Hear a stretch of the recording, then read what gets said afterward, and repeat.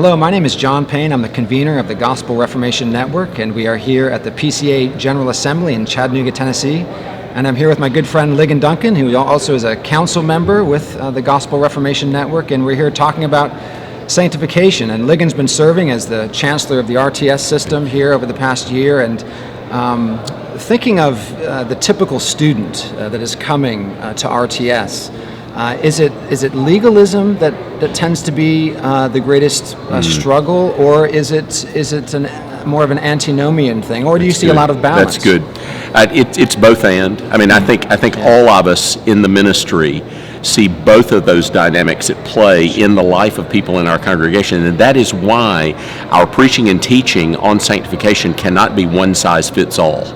We need to recognize that there are different struggles, different trials, different temptations, different strengths, and different weaknesses in every Christian. It's one of the reasons I love Puritan ministry, because they recognize there's not just one person sitting under their ministry Lord's Day after Lord's Day. There are all kinds of people, and there are all kinds of challenges for those all kinds of people. But I do think we do need to keep our eye on both legalism and antinomianism. Those two things are not the same thing, even though sometimes it's presented as if really antinomianism is just another form of legalism. I understand what people are saying when they say that, but actually, no, there's a reason why our forebears in the faith wanted to keep those things distinct, because they're two different tendencies in the Christian life that actually derive from different impulses. And because you're a pastor and you love your people, you want to speak to those things, not because you want to rain on their parade, but because you want them to grow in Christ. You want to have them have joy in the Christian faith, and so you want to speak to both of those tendencies. Yes, and a faithful expository ministry will, of course, speak to both of those issues. That's right.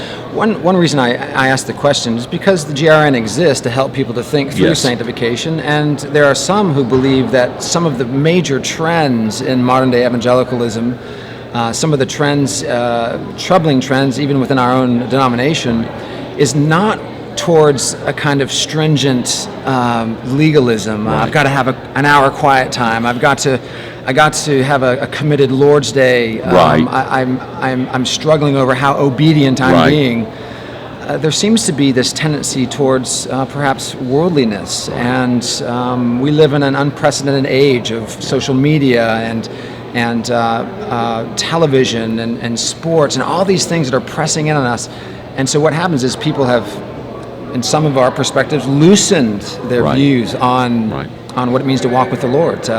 Some are perhaps giving, they're saying that obedience to the Lord is a kind of form of legalism, even if it's not. So could you tell us about that? What is your perspective? Well, I mean, I do think I went to seminary in the 1980s, and I think that the evangelical flourishing of the 1970s and 80s favored forms of rigorous commitment amongst young people, and so you had the kind of the navigator emphasis on memorizing your topical memory system and having your quiet time. Share the gospel 10 times. Share the gospel 10 times. Yeah. I remember that. I remember coming under conviction because I wasn't doing those things as well as I should have in the context of seminary.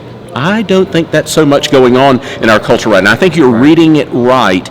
There's a shift now in the kind of youth culture that exists, and it brings different challenges for the pastor and for the campus minister to address in terms of helping people grow in grace. And I think that's why, as a pastor, you want to kind of keep your finger up there, knowing where the wind is blowing, so that you're not addressing a problem that existed 40 years ago that's actually not the problem that the culture right under your nose is facing right now. And I think that's one of the things you've been trying to say in the Gospel Reformation Network is pay pastoral attention to those trends. Yes, and as our friend Rick Phillips has once said, we don't want to preach the gospel of Galatians to Corinth. Right.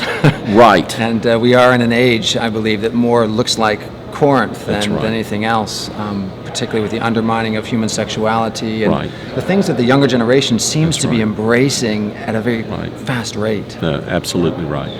We're having a conversation with the Gospel Reformation Network here in Chattanooga, Tennessee. Thank you.